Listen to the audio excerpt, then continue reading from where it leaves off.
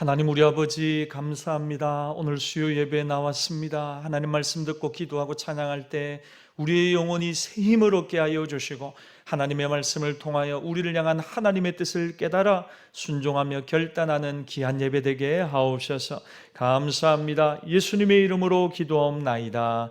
아멘.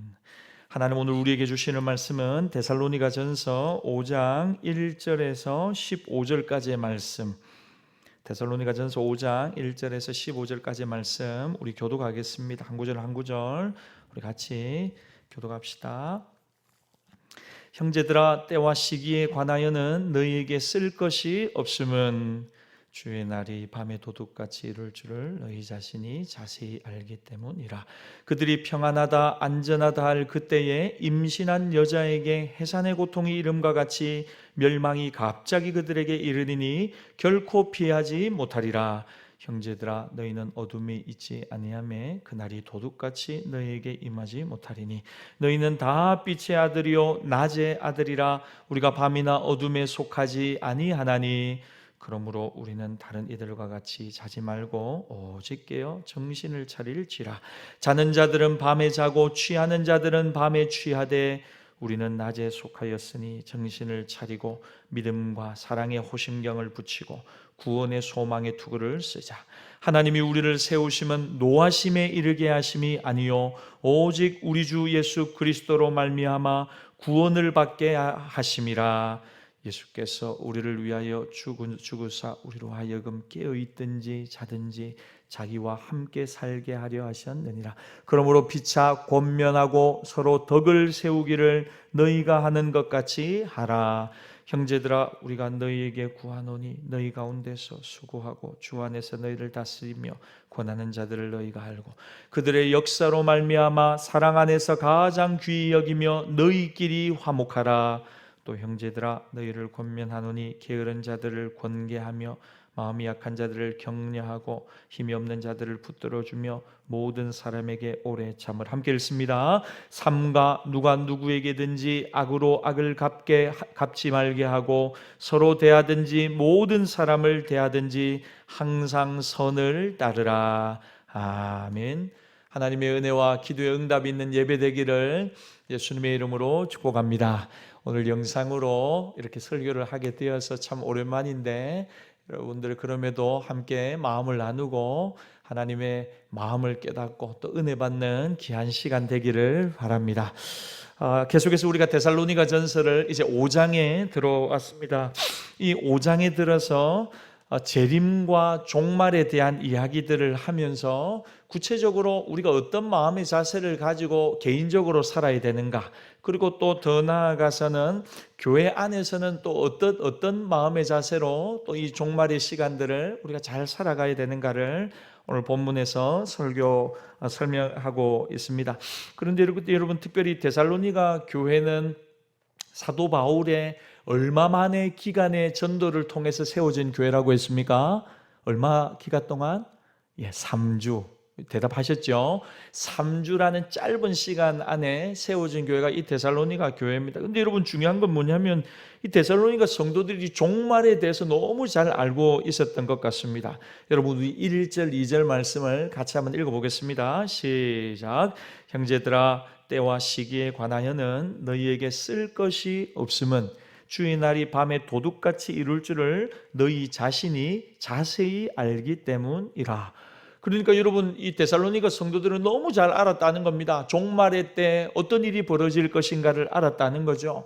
그리고는 마음에 준비하며 살았기 때문에 사도 바울이 뭐라고 하냐면 1절에 보니까 너희에게 더 이상 말해줄 게 없을 만큼 잘 알고 있다는 것입니다. 여러분 이 잘 알고 있다는 것은 무슨 말이냐면 착각하지 마십시오. 언제 몇 월 며칠 이런 이야기가 아닙니다. 말세에 어떤 일이 벌어질지, 그리고 주님은 어떤 모습으로 오실지 데살로니가 성도들이 너무 잘 알았다는 겁니다. 3주밖에 안 가르친 초신자들인데 너무 이 부분을 잘 이해했다는 것입니다.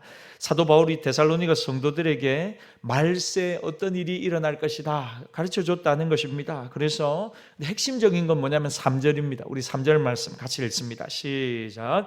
그들이 평안하다 안전하다 할 그때에 임신한 여자에게 해산의 고통이 이름과 같이 멸망이 갑자기 그들에게 이르니니 결코 피하지 못하리라. 여러분, 임신한 분들에게는, 여성분들에게는 해산하는 예정일이 있죠. 예정일이. 근데 여러분, 이 예정일이 갑자기 닥치느냐? 그게 아닙니다. 징조가 있습니다. 어떤 징조입니까? 배가 막 수축이 되었다가 이온 단단해졌다가 굉장히 불편하죠. 그리고 가장 눈에 보이는 건 뭐냐면 배가 점점 더 부풀어 오른다는 것입니다. 그럼 여러분 무슨 생각합니까? 아, 때가 가까워 오는구나 하고 알죠. 해산할 때가. 그러니까 여러분 정리하면 데살로니가 성도들은 두 가지를 확실하게 알고 있었습니다. 종말과 관련해서, 재림신앙과 관련해서. 그 첫 번째는 뭐냐면 재림의 때는 언제든지 올 수 있다는 것입니다. 되어지는 모든 상황들을 보면서 아, 주님 오실 날이 가까워 오고 있구나 하는 감을 잡는 것입니다. 여러분, 우리도 마찬가지죠. 지금 전 세계가 흘러가는 상황을 한번 보십시오. 나라가 나라를 대적하고 전쟁이, 기근이, 지진이 처처에 곳곳에 기상이변이 막 일어나고 있습니다. 여러분 무엇을 보십니까? 무엇을 느끼십니까? 아, 정말 배가 점점 더 불어오고 있구나. 주님 오실 날이 점점 더 정말 가까워오고 있구나. 제가 여러분 이전에 한번 그랬죠. 우리 주님이 마지막 시대, 마지막 때 문고리를 잡고 있는 것 같다고. 이 문을 여는 순간 이 땅의 모든 역사의 종말이 다가오는 것 마냥 얼마나 마지막 때를 우리가 살아가고 있는지 모릅니다. 첫 번째, 재림의 때는 얼마든지 올 수 있다. 데살로니가 성도들이 잘 알았습니다. 두 번째, 반드시 그때는 온다는 것입니다. 반드시 그때는 다가온다는 것. 여러분, 이단들의 특징이 뭐냐면 늘 날짜에 매달린다는 것입니다. 어떤 특정한 때를 자꾸 언급하고 주님이 언제 오신다더라, 언제 오신다더라, 늘 그런 이야기를 한다는 것이. 그런데 여러분, 성경은 늘 우리에게 뭘 이야기합니까? 그날과 그 시는 아무도 모른다는, 아들도 모른다, 천사도 모른다, 오직 아버지 한 분만이 알고 계신다 그러죠. 여러분, 우리가 대표적으로 이 안식교 이단이 있습니다. 안식일 이단이. 근데 여러분, 이 안식일 이단을 창시한 사람이 윌리엄 밀러라고 하는 사람입니다. 여러분, 이 사람이 뭐라고 했냐? 1883년도에 예수님이 다시 오신다고 정확하게 이야기를 했습니다. 1883년도에. 그래서 여러분 어떻게 했냐면 이 안식교 성도들을 다 데리고 깊은 산으로 다 올라갔습니다. 그런데 여러분, 그 1883년에 예수님이 오셨을까요? 안 오셨을까요? 안 오셨죠? 오셨으면 오늘 우리가 여기 못 앉아있죠. 근데 여러분, 중요한 것은 뭐냐면 이 사람은 또 뭐라고 하냐면 뭔가 날짜 계산을 잘못했다. 6개월 뒤로, 그게 정확한 때다 그랬습니다. 근데 여러분, 6개월 뒤에 또 오셨을까요? 예수님이 안 오셨습니다. 여러분, 두 번이나 예수님이 언제 오신다 했는데 그게 틀려버렸어요. 이 안식교를 만든 사람이. 근데 여러분, 이 땅에 지금도 안식교가 있습니까? 없습니까? 있지요. 지금도 막 전도한다고 돌아다닙니다. 두 번이나 틀렸는데도 거기 있는 사람들이 여전히 그것을 진리라고 이단에 속해 있습니다. 그런데 여러분, 이 사람들이 뭐라고 이야기하냐면 마지막에 두 번이나 틀리고 나서 예수님 왜 안 오셨냐고 물어보니까 그때 1883년도에 뭐라고 하냐면 내가 기도하는데 예수님이 말씀해 주셨다. 너네들이 아직 준비가 덜 되었다고. 그래서 내가 오려고 하다가 너네들 보니까 아직 준비가 덜 된 것 보고 좀 더 기다려 주기로 했다. 이야기를 하는 것입니다. 여러분, 점쟁이가, 여러분 점치러 안 가보셨죠? 저도 안 가봤는데 점쟁이들이 주로 하는 게 여러분 이런 거죠. 예를 들면 여러분들이 탁 점집에 갔습니다. 가면 안 됩니다. 근데 이런 이야기를 합니다. 혹시 집 앞에 큰 나무가 혹시 있지 않습니까? 이렇게 탁 묻는 겁니다. 집 앞에 큰 나무가, 여러분 우리 천지로 나무 있잖아요. 근데 만약에 집 앞에 나무가 없어요. 그러면 우리 집 앞에는 나무가 없는데요. 역시 집 앞에 큰 나무가 있었으면 큰일 날 뻔했다고. 여러분, 이런 식으로 귀에 걸면 귀걸이, 코에 걸면 코걸이로 때려 맞추는 것입니다. 데살로니가 성도들이 이 부분에 대해서는 확실했습니다. 징조로 접근하는 겁니다. 날짜가 아닙니다. 말세, 우리 해산할 날이 다가오면 일어나는 일들을 보면서 때가 다 되어가구나 느끼듯이 정확한 날짜가 아니라는 것입니다. 여러분, 말세는 예수님 초림부터 예수님 재림까지를 말세라고 합니다. 그러니까 우리가 지금 정말로 말세를 살아가고 있습니다. 언제든지 오실 수 있습니다. 예수님은. 그리고 반드시 오십니다. 여러분, 이 두 가지는 확실합니다. 그러면 이제 이 재림신앙, 주님 다시 오신다, 언제든지 오실 수 있다, 이 재림신앙을 가진 우리가 어떻게 이 땅 가운데 살아가야 되느냐? 개인적으로 어떻게 살아가야 되고 우리 교회 안에서는 어떻게 살아가야 되느냐? 우리가 세 가지를 가지고 한번 정리를 해보도록 하겠습니다. 여러분, 첫째는 뭐냐면 재림신앙을 가진 저와 여러분들이 위기의식을 가지고 살아가야 합니다. 우리 3절 말씀 같이 한 번만 더 읽어보겠습니다. 3절 시작. 그들이 평안하다 안전하다 할 그때에 임신한 여자에게 해산의 고통이 이름과 같이 멸망이 갑자기 그들에게 이르리니 결코 피하지 못하리라. 여러분, 평안하다 안전하다 이 말을 다른 말로 바꿔볼까요? 어떤 말이냐면 위기의식이 없다는 겁니다. 완전히 몸에 힘을 쫙 빼고 있다는 겁니다. 여러분, 성경에 비슷한 어리석은 부자 나오지요? 잔뜩 벌어 놓았습니다. 그 다음에는 위기의식이 없습니다. 무슨 생각만 하고 사느냐? 이 땅을 살아가면서 어쨌든지 잘 먹어야지, 잘 누려야지, 좋은 집에 살아야지, 좋은 차를 타야지, 평안히 먹고 마시고 즐거워하는 것, 그 외에는 없는 겁니다. 위기의식이 없습니다. 그러니까 하나님이 그에게 뭐라고 합니까? 어리석은 자야, 오늘 밤 너의 영혼을 내가 찾을 것인데 네가 가지고 있던 것, 즐기려고 했던 모든 것들이 어떻게 되겠느냐? 누구의 것이 되겠느냐? 질문하시는 것입니다. 여러분, 위기의식, 이 재림신앙이 없으면 여러분 이렇게 된다는 것입니다. 특별히 영적 긴장이 언제 사라지느냐? 여러분 조심하십시오. 모든 것이 순탄할 때, 모든 것이 평안할 때, 물질도 넉넉할 때, 아이들도 다 교육시키고 출가시키고 나 이제 뭐하고 살아야 되지? 바로 이런 순간, 또는 내가 모든 것을 할 수 있다는 자기 능력으로 충만할 때, 잘 나갈 때, 여러분 조기에 성공한 분들이 있죠. 20대에 성공한 분들, 30대 초반에 성공한 분들, 승승가도를 달리는 분들, 여러분 이런 분들은 조심해야 됩니다. 왜? 인생에 별다른 위기의식이 없다는 거죠. 이미 다 이루었다고 생각을 하는 겁니다. 그 다음에 흘러가는 길은 쾌락을 찾고 자기가 누리려는 삶을 길로 나아갈 뿐이라는 것입니다. 여러분 이런 분들의 공통점은 영적으로 무감각해져 버립니다. 마태복음 11장 17절에 보니까 예수님이 시대를 비유하면서 피리를 불어도 춤추지 않는다, 슬피 울어도 가슴을 치지 않는다, 그 시대가 그렇다는 것입니다. 여러분 말세도 마찬가지입니다. 예배를 드리는데 감격이 없습니다. 감동이 없습니다. 찬양을 하는데도 아무런 느낌이 없습니다. 은혜가 없습니다. 여러분 그래서 우리가 해야 될 일은 뭐냐? 말세가 되면 될수록 하나님 앞에 깨어 기도해야 될 줄 믿습니다. 기도가 왜 중요한 줄 압니까? 잠든 영혼을 흔들어 깨우는 은혜의 방편이 바로 하나님 앞에 나와 기도하는 것이기 때문입니다. 여러분 기도하면 영적 감각이 살아납니다. 같은 찬양을 해도 기도하고 찬양하면요 찬양의 파워가 있습니다. 설교도 마찬가지입니다. 여러분 기도하며 묵상하며 한 설교는 능력이 있습니다. 감동 감화가 나타나게 되어 있습니다. 여러분 기도하면 하나님이 정말 내게 무엇을 원하시는가 깨닫게 됩니다. 영적 감각이 깨어나는 것입니다. 이제는 자기 자신만 보고 살았습니다. 그런데 여러분 기도하다 보면 하나님이 나를 보시는 눈으로 바라볼 수 있습니다. 내 주변에 누가 있는가도 발견하게 됩니다. 내가 걸어갈 인생의 길도 통찰할 수 있는 통찰력을 하나님이 주시는 것입니다. 그래서 기도로 깨어 있으라는 것입니다. 우리 6절 말씀 같이 한번 읽겠습니다. 시작. 그러므로 우리는 다른 이들과 같이 자지 말고 오직 깨어 정신을 차릴지라. 정신을 차릴지라. 기도하면 정신을 차리게 됩니다. 여러분 날마다 기도로 하나님 앞에 깨어있는 저와 여러분들이 다 되시기를 바랍니다. 둘째로 여러분 재림신앙을 가지고 우리가 어떻게 살아가야 되느냐? 7절과 8절에 나오는데 한마디로 말하면 일상생활에서 전신갑주로 무장하라는 겁니다. 우리 7절 8절 같이 읽겠습니다. 시작. 자는 자들은 밤에 자고 취하는 자들은 밤에 취하되 우리는 낮에 속하였으니 정신을 차리고 믿음과 사랑에 호심경을 붙이고 구원의 소망의 투구를 쓰자. 여러분 에베소서 6장에 나오는 하나님의 전신갑주로 무장하는 내용하고 비슷한 내용입니다. 핵심은 뭐냐?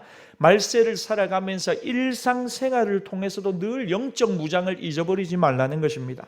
일상을 살아가면서도 늘 하나님과 연결된 삶을 살아가라는 거죠. 여러분 이렇게 무장, 영적 무장을 하며 제대로 살아가기 위해서 뭐가 필요한 줄 아십니까 여러분? 교회가 있잖아요. 교회가. 그래서 우리가 신앙생활 하면서 이 영적 무장을 위해서 교회 생활을 잘해야 합니다. 여러분, 이 교회 생활로 연결을 시킵니다. 그래서 12절과 13절, 우리가 영적 무장을 하며 힘 있는 신앙생활을 하려면 교회 생활을 잘해야 되는데 12절과 13절에 보면 영적 지도자와들과의 관계에 대해서 이야기를 합니다. 교회 생활 잘하는 영적 무장을 위해서 14절과 15절로 가면 성도들 간의 관계에서는 어떻게 하는 것이 교회 생활을 잘하는 것인가 우리에게 먼저 설명해 주고 있습니다. 여러분, 먼저 영적 지도자들과의 관계를 12절과 13절에 설명하는데 우리 12절 13절 같이 한번 읽읍시다. 시작.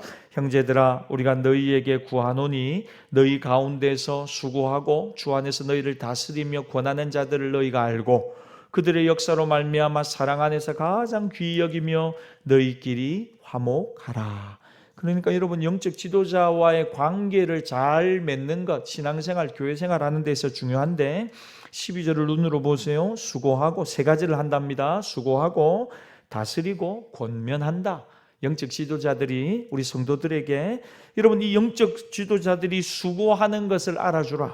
그리고 말씀으로 잘 권면하고 다스리는 것을 알아주라. 그것을 모른 척하거나 무시하지 말라, 그렇게 이야기합니다.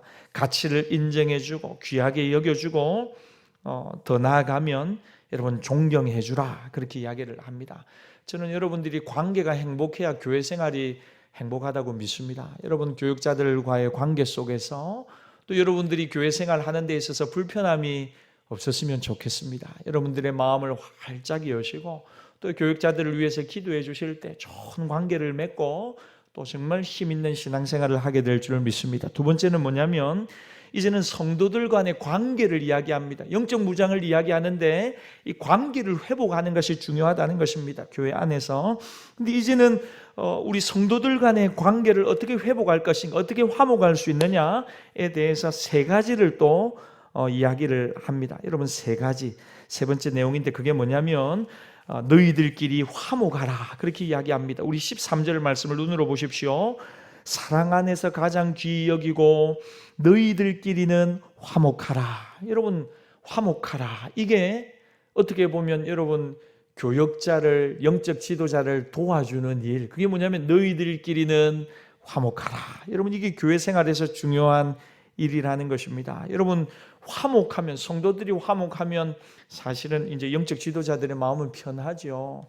근데 성도들 간에 서로 간의 관계가 불편하면 영적 지도자의 마음이 참 불편합니다. 그러므로 목회자를 도와주는 거 다른 게 아니고 너희들끼리 화목하라. 이것이 영적으로 무장하는 길이고 교회 생활을 잘하는 길입니다. 여러분, 성도들 간의 관계에 있어서는 이 화목하라 이야기하는데 여러분, 이것을 좀 더 구체적으로 14절과 15절이 이야기합니다. 우리 14절 15절 마지막으로 한번 읽겠습니다. 시작. 또 형제들아, 너희를 권면하노니 게으른 자들을 권계하며 마음이 약한 자들을 격려하고 힘이 없는 자들을 붙들어주며 모든 사람에게 오래 참으라. 삼가 누가 누구에든지 악으로 악을 갚지 말게 하고 서로 대하든지 모든 사람을 대하든지 항상 선을 따르라. 여러분, 성도와 성도의 관계에 대해서 이런 자세를 가지라는 것입니다. 두 가지를 말하는데 첫 번째는 오래 참음을 이야기하고 두 번째는 선을 따르라. 15절에 선을 따르라. 여러분, 14절을 한번 보십시오. 오래 참음, 이 단어는 여러분 성경에 나올 때 항상 사람에게만 쓰는 단어입니다. 여러분, 인내라고 하는 단어도 나오잖아요. 근데 여러분, 인내는 어떤 환경을 이야기할 때 많이 사용합니다. 상황에 대해, 고난 가운데, 핍박 가운데 인내하라는 겁니다. 참고 견뎌라, 인내하라. 그런데 여러분, 오래 참음이라고 하는 단어가 등장할 때는 항상 어떤 상황이 전제되냐면 사람과 사람 사이의 관계에서는 오래 참아라 라고 이야기를 합니다.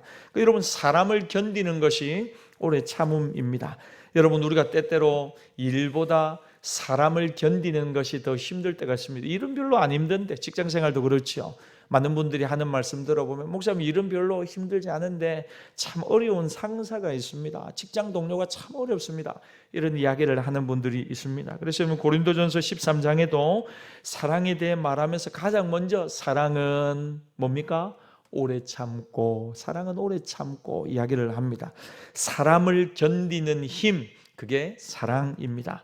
성령의 9가지 열매에서도 오래 참음이 나오죠. 여러분, 이게 사람과의 관계를 이야기하는 것입니다. 뒤집어 말하면 만약 오래 참음이 없다면 우리 특별히 교회 안에서 관계가 잘 만들어지기 어렵다. 교회 생활하기가 어렵다는 거죠.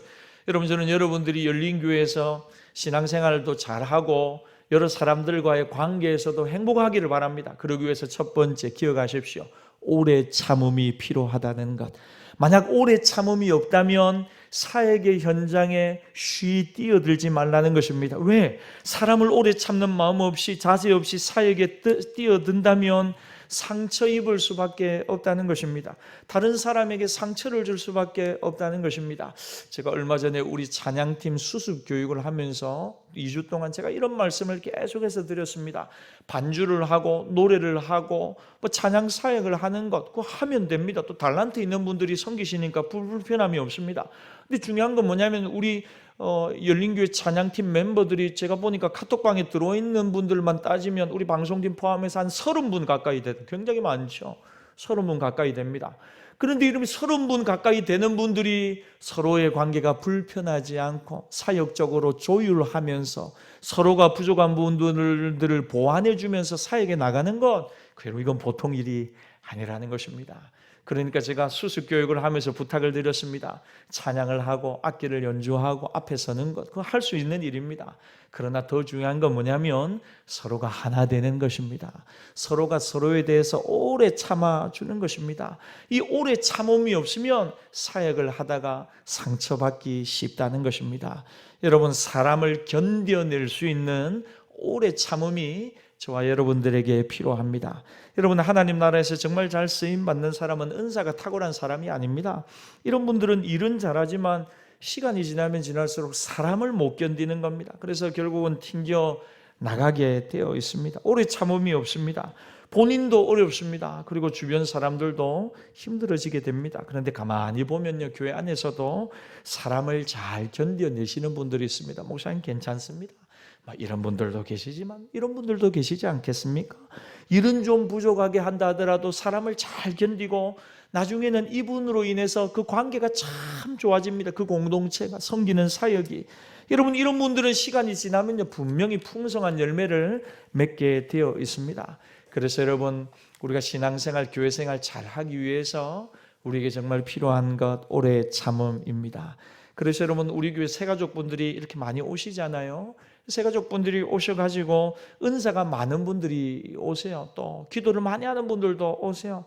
이런 분들이 함께 우리 교회에서 이런 사역 저런 사역을 하면 좋겠지만 첫 번째는 뭐냐면 은혜를 많이 받아야 됩니다. 은혜를 많이 받아야 됩니다. 은혜를 많이 받다 보면 사람을 견디는 힘이 임합니다. 오래 참음에 하나님의 은사도 주시고 은혜도 임하는 것입니다. 그리고 난 다음에 사역을 하는 것입니다. 그 다음에 섬기는 것입니다. 그러면 성령께서 우리의 사역과 우리의 교회 현장에 오래 참음의 열매를 거두게 하시는 것입니다. 일보다 사람 견디는 것이 정말 우리에게 필요합니다. 이 오래 참음, 이게 교회 생활에서 꼭 필요하다는 겁니다. 두 번째, 여러분, 우리가 교회 생활에서 무장해야 될 것이 15절에 나오는데 그것은 항상 선을 따르라. 15절 말미에 나옵니다. 여러분, 이 말은 이꼴 해석을 하자면 사랑으로 사역하라 이겁니다. 사랑으로 행동하라. 악을 악으로 갚지 말라는 것입니다. 교회 안에서 여러분 일을 하다 보면 우리가 보복하고 싶은 마음이 들 때, 마음이 상하니까 나도 저 사람에게 보복하고 싶은 이런 마음이 들 때가 있다는 겁니다. 직장에서도 마찬가지죠. 가정에서도 마찬가지죠. 형제간에도 마찬가지죠. 서로가 서로에게 악으로 갚으려고 하는 마음이 듭니다. 보복 심리. 근데 여러분, 그러지 말라는 것입니다. 그러면서 뭐라고요? 모든 사람을 대할 때 항상 선을 따르라. 선으로 악을 이기려고 하라. 섭섭한 마음이 들더라도 오히려 더 베풀고 축복하고 격려해 주라는 것입니다. 여러분, 여러분들이 인생에서 만나는 어려운 순간일 때 여러분들이 갚으려고 하지 마십시오. 여러분들이 보복하려고 하지 마십시오. 오히려 더 축복하십시오. 더 격려하고 더 베풀어 보십시오. 하나님이 갚아주실 때가 반드시 있을 것입니다. 그러면서 이제 마지막으로 여러분, 교회 안에서 우리가 섬겨야 될 세 종류의 사람들을 이야기를 합니다. 14절을 여러분 눈으로 한번 보십시오. 또 형제들아 너희를 권면하노니, 첫 번째 누가 나오냐면 교회 안에 게으른 자들이 나옵니다. 게으른 자들. 여러분, 이 게으른 자들은 제가 지난 시간에도 말씀을 했지만 잘못된 종말 신앙을 가지고 늘 하늘만 바라보고 사는 겁니다. 일 안 하고 늘 하나님 바라보면서 일 안 하고 게으르게 가만히 있는 자들. 여러분, 이런 사람들이 결국은 누구에게 피해를 끼치냐면 주변의 여러 성도들에게 피해를 끼치는 겁니다. 왜? 이 사람들이 배고프고 어렵고 힘드니까 주변 사람들이 볼 수가 없어서 이 사람들을 건사해주고 도와주고 아껴주는데, 그러면서 주변 사람들이 오히려 더 힘들어지더라 하는 것입니다. 게으른 자들. 여러분, 이 게으른 자들은 사실 군대 용어입니다. 군대 용어. 어떤 의미냐면 낙오자들, 이런 의미입니다. 낙오자. 전체를 따라오지 못하는 사람들, 한 사람 때문에 전체가 힘들게 되는 경우, 그게 바로 게으른 자들입니다. 잘못된 재림신앙 가지고 열심히 일하지 않는 자들, 하늘만 쳐다보는 사람들, 그래서는 안 된다는 것입니다. 이런 사람들에게는 뭘 하라고 합니까? 권면하라, 권계하라. 여러분, 이 권계하라는 말은 뭐냐면 경고해 주라. 너희들 그러면 안 돼 하고 경고해 주라는 겁니다. 성도들이 서로가 서로에게. 여러분, 바울이 데살로니가전서 2장 9절에 보니까 사도 바울도 밤낮으로 열심히 일했다고 이야기를 합니다. 그러면서 복음을 전했다는 것입니다. 다른 말로 하면 일상에 충실해야 된다. 게을러서는 안 된다.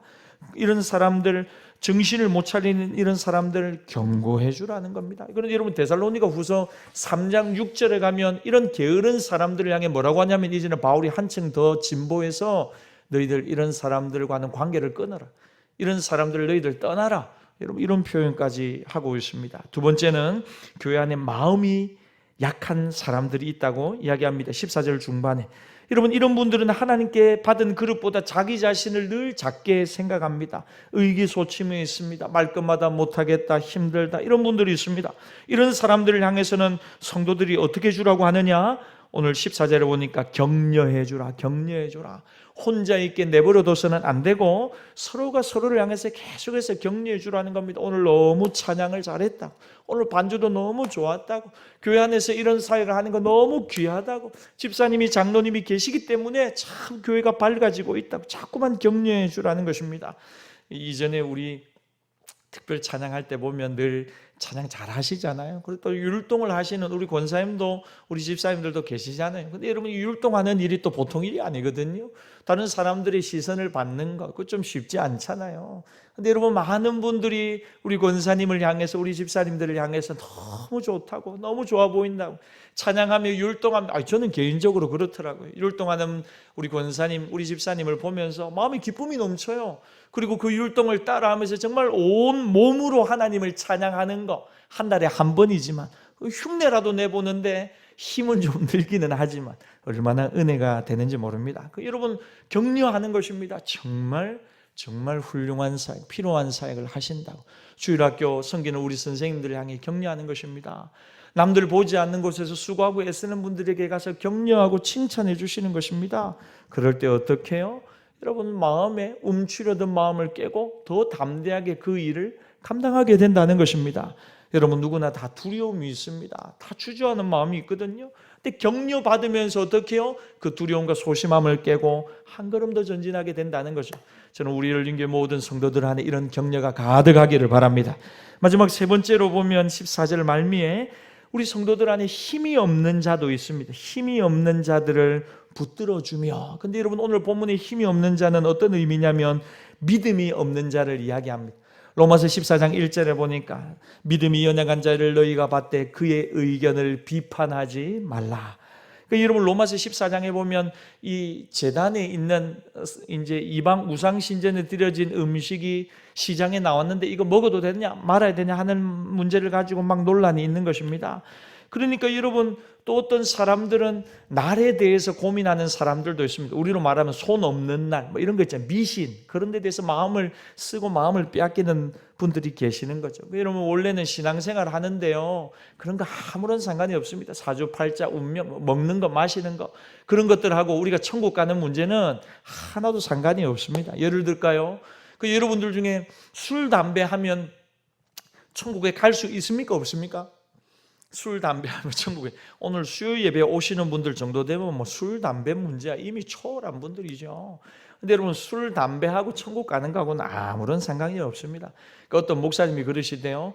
목사님, 담배 피면 천국 못 갑니까? 이렇게 물으니까 이 목사님이 뭐라고 말씀하냐면 가기는 가는데 일찍 간다 이랬더니 일찍 간다. 담배를 자꾸 피면 골초가 돼가지고 일찍 간다고.